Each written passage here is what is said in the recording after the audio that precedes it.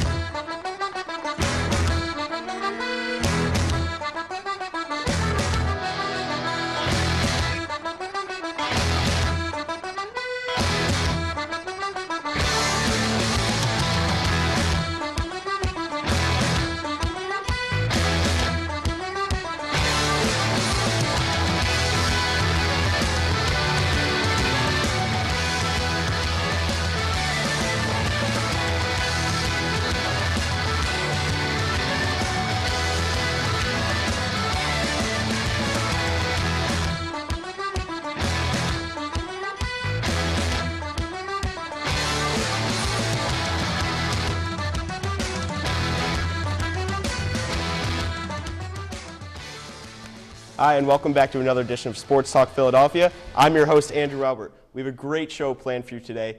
First, let me introduce our panel. Next to me, we have Tyler Harper, Mark Wilson, and Brendan Rigney here to give you their insight on the Philadelphia sports scene.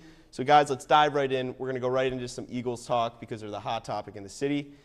The Eagles lost their last game last Thursday night to the Kansas City Chiefs, 26-16. We have the stats on that game. Tyler, what did you see from the Eagles that was kind of discouraging through that game? Well, I don't know if it's as much discouraging as it was obvious, but they looked like a team who played 3 games in 11 days.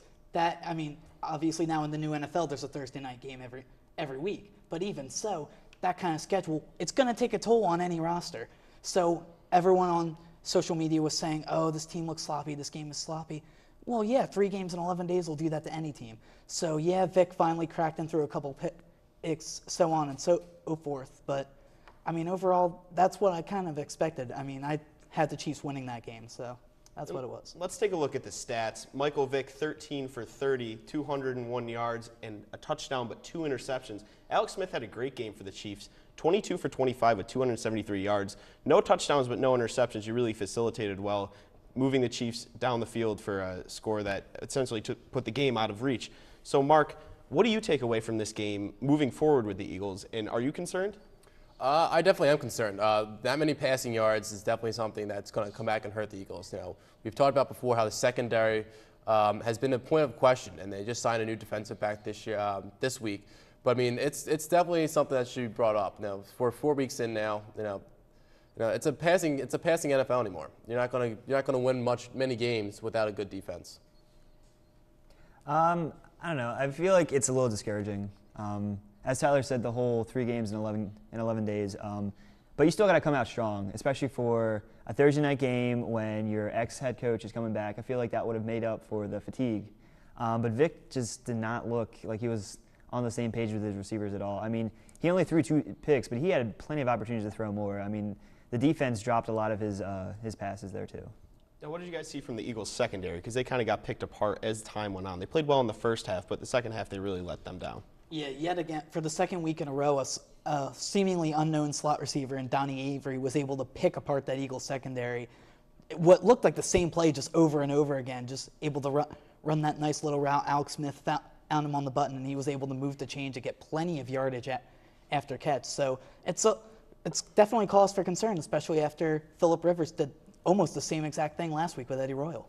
And the scary part for the Eagles is this week they're taking on Peyton Manning and the undefeated Denver Broncos. Let's take a look at the matchup. The Eagles are 1-2, the Broncos, once again, 3-0. And they're the highest powered offense in the league. The Eagles are second, just behind the Broncos. They're averaging 486 yards a game, which is unreal in the NFL these days. They're at a +1 turnover ratio, so they really don't turn the ball over much. And they're scoring 42 points a game. Now, Mark, what exactly do you see Peyton Manning and the Broncos doing against the Eagles this week? They're going to have a field day, hands down. They're just going to walk all over the Eagles' defense. Manning's just going to throw the ball without question 3 downs out of 4 at least. And if they don't, it's going to be they're just going to be playing with their running games. Manning said this past week that I heard on SportsCenter that they're still working out the kinks in their offense. So, when these kinks are worked out, who knows how strong the defense will be. Plus their running game, when they got to, I believe it was like a 1st and 1 on the goal, all the running backs played rock, paper, scissors, shoot to see who got to run the ball into the end zone. it's going to be a high-scoring game for the Broncos. Yeah, I found it really interesting that Peyton Manning, when asked about it, took the time to air out that he was upset about the short week he has going into Philly this week. Is he really that concerned, is my question. And as I mentioned earlier, 3 games in 11 days for the Eagles. I don't know how much room he really has. And like I said, I don't think he has much to be concerned about against that Eagles secondary. Yeah, let's take a look at Peyton Manning's stats on the year. He's having a career year through 3 games, 1,143 passing yards, 12 touchdowns, no interceptions, with a plus 130 passer rating, which is the best in the last 10 years, I believe, to start a season. So Brendan and Mark, can he be stopped at all? I don't think so. I mean, if he's talking about working out the kinks and he's complaining about the Eagles having 12 days, that means he's so prepared and bored with how things are going, he's looking for something to complain about. He's picked apart the Ravens' defense, which is everyone assumed would be one of the best defenses this season, and he threw 7 touchdowns against a defense like that. I don't think he's going to have any trouble against us. I think somewhere along the year he'll hit a rough spot, maybe for like 1 or 2 games where he might throw like 2 touchdowns and an interception, but still throw like 250 yards. The hard. Yeah, the hard life is right. Now, I mean, he's definitely going to run out of fuel at some point along the line. I think once they lock up a playoff berth in division, I think it'll be smart to sit him down for a game or 2 and let him regain himself. That way, they're going in the playoffs. He's full throttle. Now, talk this week at Eagles camp. A lot of the players on defense, anyway, were saying, "Oh, this is our opportunity to shock the world, show the world what we have." Is that in itself a cause for concern that they're treating this as their Super Bowl in Week 4? Especially considering Phillip Rivers and Alex Smith were the previous 2 quarterbacks that tore you up. Yeah, that's a little bit of cause for concern. I'm definitely a little more hesitant on that defense because if you couldn't turn it up against Phillip Rivers and Alex Smith, what makes me think that you're going to turn it up against Peyton Manning all of a sudden? Yes, whatever remaining defensive players that were there from a few years ago when Peyton was last year, yeah, they've beaten him before, but that was so long ago. And he has one of the greatest offensives I've seen in a long time now. So it's going to be interesting to see how well they fare against Peyton Manning. Is it cause for concern, or is it kind of enlightening to see them treating this game with that much ferocity and that much intent on the game? It's good to see them playing like that. I mean, you said Phillip Rivers and Alex Smith, they weren't able to stop them. But I think if they're able to come out and shut down Peyton Manning, they're going to prove to the whole NFL and the whole world, there aren't just a bunch of guys that can't do anything, can't stop the pass game. Maybe they do have some talent. I mean, it's a matter of, if you look at the stats, it's one of the worst passing defenses against one of the best passing offenses. So when you look at it from that, to think that the defense is hoping to shock the world, per se, it just shows that they know that there's a good chance that they won't do so well, but that they're hoping and they're willing to try as hard as they can. So I think that's really, for me, it's more of like an inspiration for the game. I mean, because it's not going to come down to can Vic throw that well against the Broncos defense. It's going to come down to can they stop Peyton Manning. All right, one bright spot on the other side of the ball for the Eagles is LaShawn McCoy. He's the best rusher in the NFL at this point. We can take a look at his stats from the year. 62 carries for 395 yards and 2 touchdowns, league leader in rushing. Do you see him having a career year? I know he's coming off an ankle injury, high ankle sprain in the Chiefs game. How is that going to affect him moving forward, and how great is he going to be this year? I mean, when you give him the opportunities, he's been certainly taking them. Ever since week 1, when Matt Lombardo was on the show, he said he ran through the hole that 2 LaShawn McCoys could have ran through. I mean, like I said, for the past few years, we've known the potential LaShawn McCoy's had. That and Denver's defense was quoted, at least some members were quoted as saying that LaShawn McCoy could be like Barry Sanders. Pretty high praise from the Denver defense, who was one of the best in the league. So it shows that they're paying him respect as one of the league's best rushers. Well, I think Shady's going to have a lot of yards on Sunday for the Eagles to even stand a chance. Once again, we did our SportsTalk Philadelphia prediction poll for the games.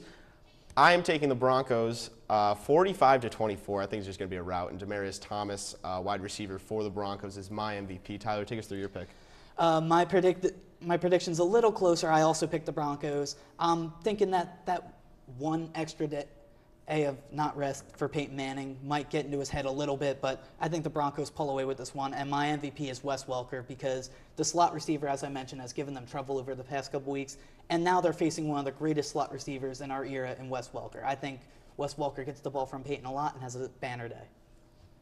I'm also going with the Broncos winning 34-13 with Peyton Manning being my MVP. He's just going to pick apart the defense. He's going to throw the ball wherever he's going to want to.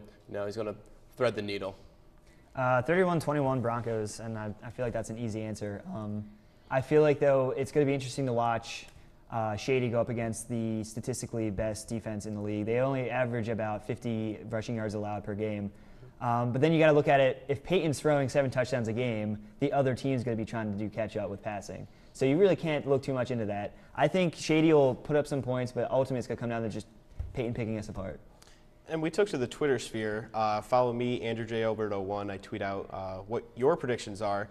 And we got some responses. Our first one's from Colin Washington. He says that the Broncos are going to win 30-21, rather modest score. And the other one is from Brian Simmons. He said that there's 0 chance that Eagles D can contain the Broncos, and 31-17. So the feel on Twitter is that Eagles don't have much shot in the game against the Broncos. But I guess we'll move on from that to another team that has no shot, the Philadelphia Phillies. They're officially out of playoff contention. And it's not looking good for the Phillies. They have a lot of rebuilding to do over this next winter, and it starts with Roy Halladay. In his last start, he left the game in the first inning with elbow fatigue. How troubling is it to see Roy sweating profusely in 70-degree weather? He just didn't look right on the mound. It's just downright sad. I mean, coming in 2010, of course, filling us with that hope, winning the Cy Young, perfect game, no-hitter. But a lot of people are wondering, is this just an injury or is this an illness? A lot of people are saying that they've seen him at a local Wawa going in almost every night getting Ben & Jerry's, maybe possibly to try to gain weight and try to keep physique because he's losing so much strength. But like I said, it really is sad to see going so far from the high hopes of 2010 all the way to now. It really is a shame. Let's take a look at Roy Halladay's career stats. 390 starts, over 2,700 innings, and he went 203-105 with a 3.38 ERA, which is just great over as long as a career as Roy Halladay has had. Kind of sad to see maybe his Phillies career end the way it did this past week. Mark, take us through Roy Halladay, and should they try to bring him back, rehab him, bring him back? That's a really tough question. I mean, since June when I saw the Phillies were just kind of, they weren't going to do much. I've been saying, get Halladay back to a point where you can get something for him. So rehab him, see if you can get a couple picks for him in the draft, or even a minor leaguer. I mean, that's what they're going to have to do with him. I don't think he's going to pitch very well. He's definitely not going to be an ace again in the staff. So maybe in a struggling team like the Marlins, they could take him as a fourth or fifth starter. Brendan? I mean, I figure there's no point in letting him go now because he's probably not worth as much. So I agree with Mark on that. Best case scenario, we get him back into shape where he actually does some work for us. That way we won't have to trade him. Maybe he'll still be our ace. Yeah, I mean, Roy Halladay has been such a cornerstone of the Phillies, especially in 08-09 when they were in the World Series and won it in 08. It's disheartening to see the way this went down, but Ruben Amaro did say he's going to try to bring him back, which a lot of Philly fans are upset with. How much heat is Ruben Amaro going to take either way, depending on this decision? Well, the way I see it, after the Charlie Manuel decision, his job is already on the line. He keeps telling us, we have a contending team. We could still be in contention. I don't know. I don't see it.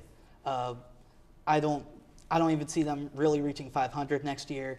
So to be honest, I think they don't make the playoffs next season, and I think Ruben Amaro loses his job. And speaking of the Charlie Manuel decision, the Phillies officially signed Ryne Sandberg for 3 more years with a club option for a 4th.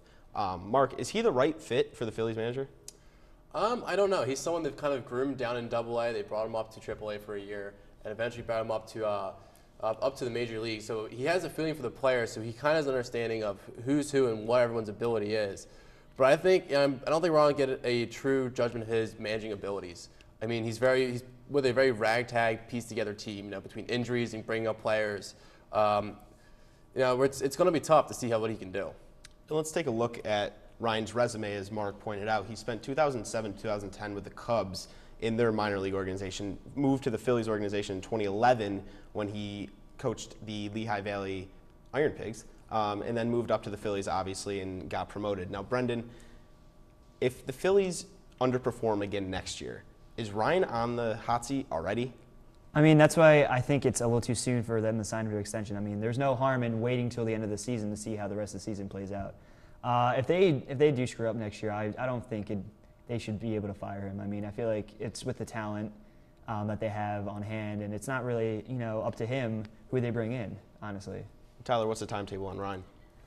I think you got to give him those couple years, especially because a lot of the guys that are on the Phillies now, he coached in Lehigh Valley. He coached Don Brown. He coached Cody Ashe. He coached Darren Ruff.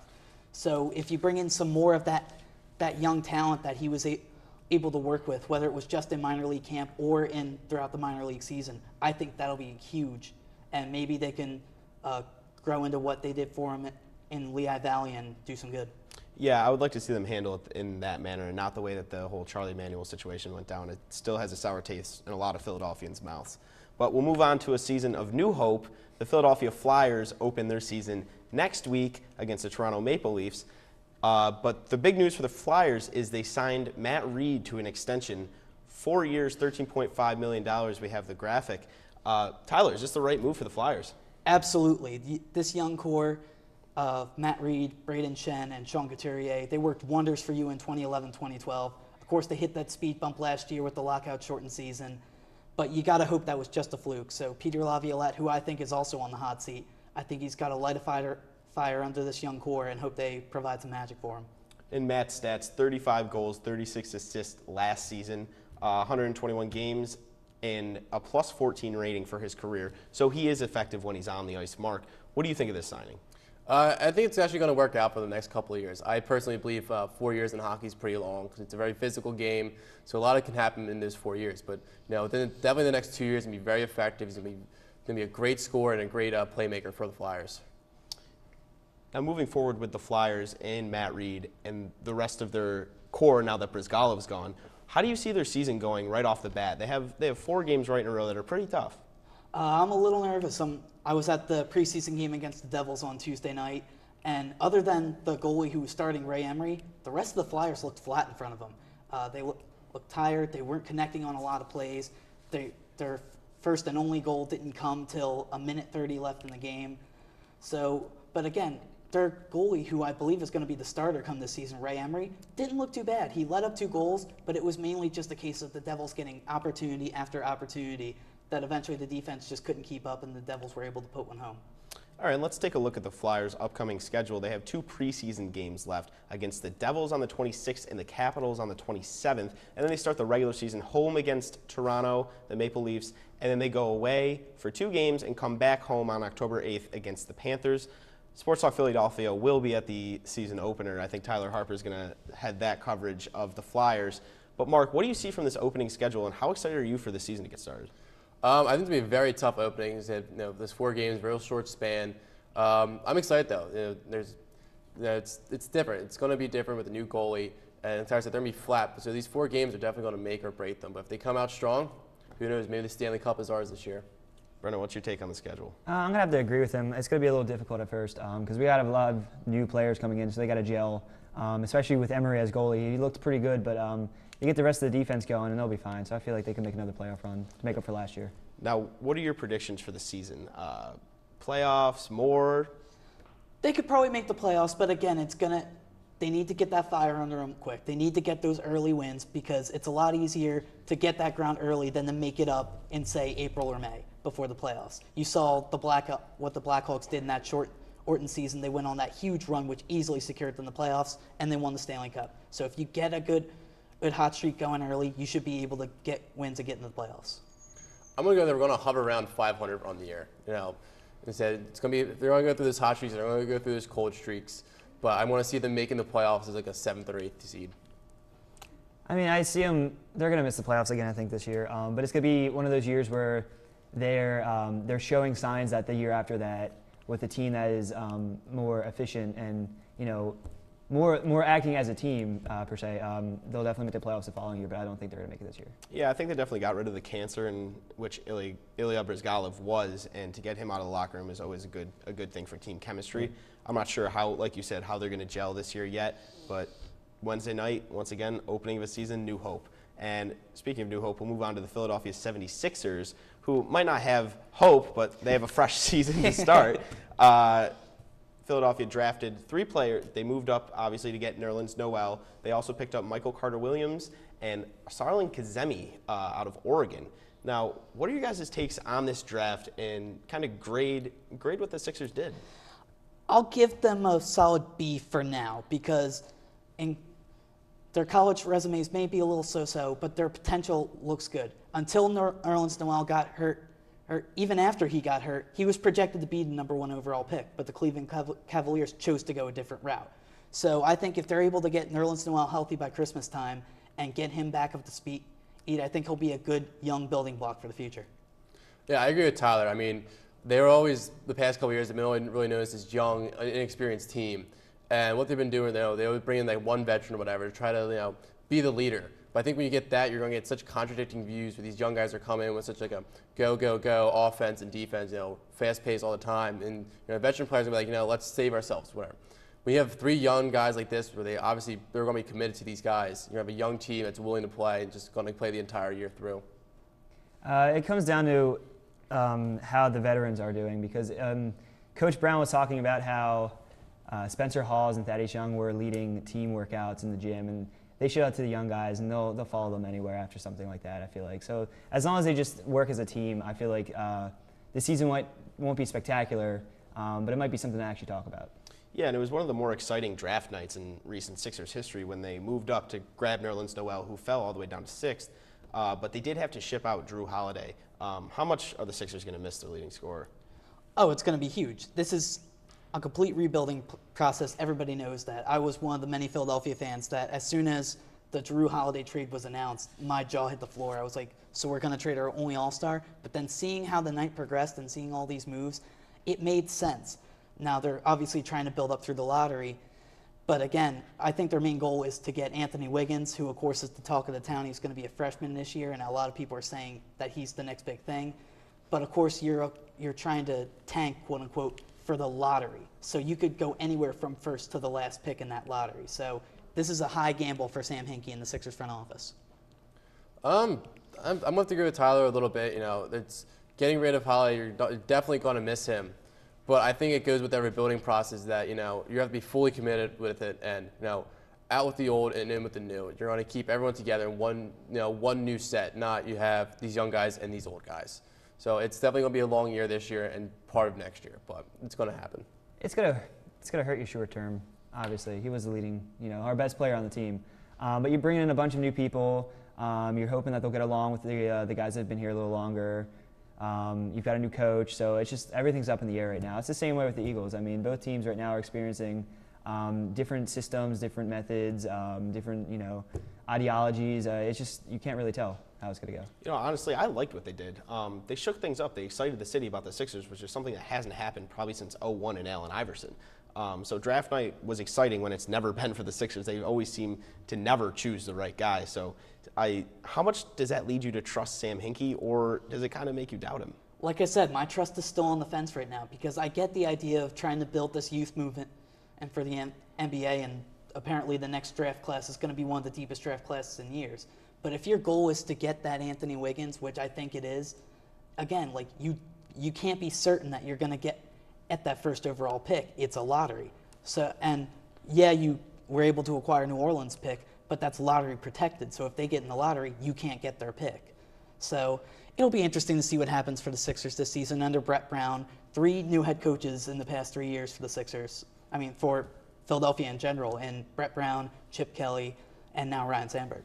And the Sixers took a guy with a horrific knee injury, and they just got rid of Andrew Bynum by the city's graces. How much does it worry you about Nerlens Noel's knee and what the city just went through with Bynum, who never played a game in a Sixers uniform?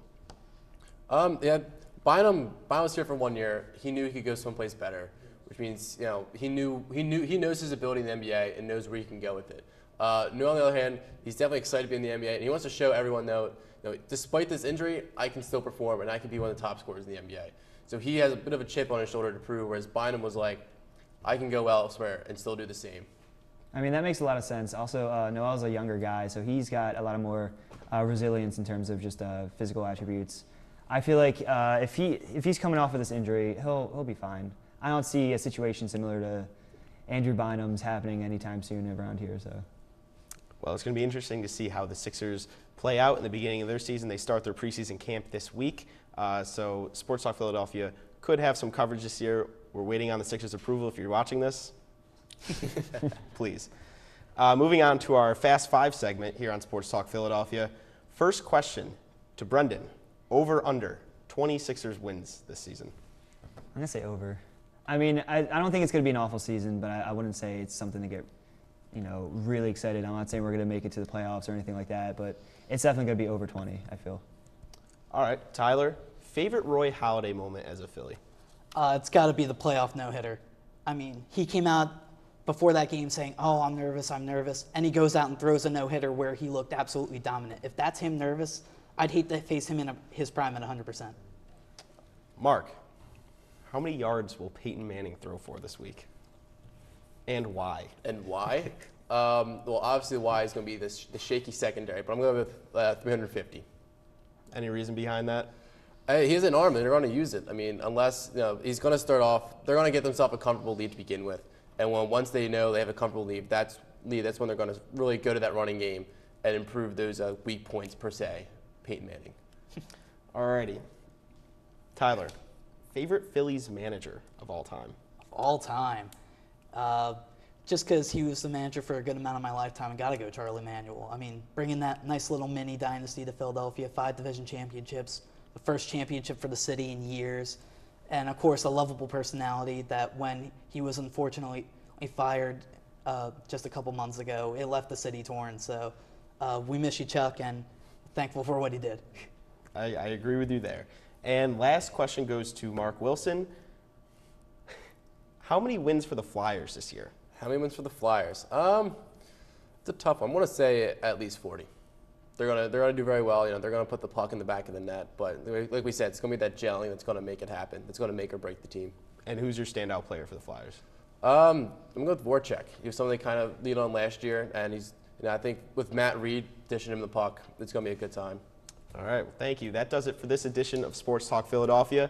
If you need to contact us, you can reach us at lasalletv@lasalle.edu. Also, lasalle.edu/lasalletv. We also have social media. We are on Twitter. Mine is Andrew J. Alberto 1. We have a Sports Talk 1, as well as Facebook, Sports Talk Philadelphia, and keyword search on YouTube, Sports Talk Philadelphia. That does it for me. Thanks for Tyler, Mark, and Brendan for coming on. We will see you next week.